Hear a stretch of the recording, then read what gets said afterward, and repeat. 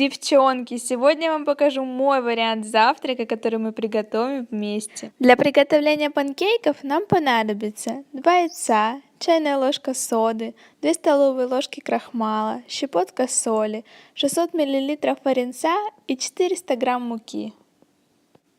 Яйца выливаем в миску и начинаем взбивать до густой и пышной пены.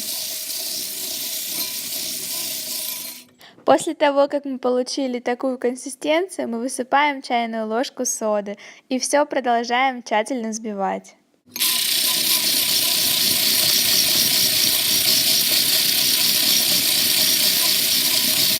Добавляем щепотку соли и дальше взбиваем.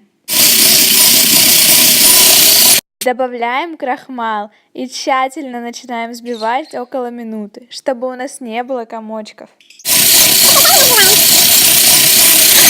Варенец вливаем в нашу яичную смесь и все взбиваем до однородной массы. С каждым разом масса должна быть все воздушнее и воздушнее. И постепенно высыпаем муку. Ну, как у меня. Я старалась сделать это постепенно. И не отступая, продолжаем взбивать нашу смесь.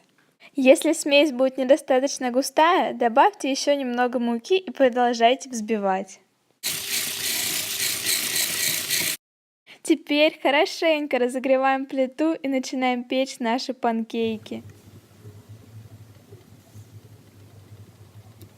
Панкейки получаются нереально воздушные. Вы только посмотрите, как они поднимаются. Когда образуется желтая корочка, значит нам пора переворачивать панкейки.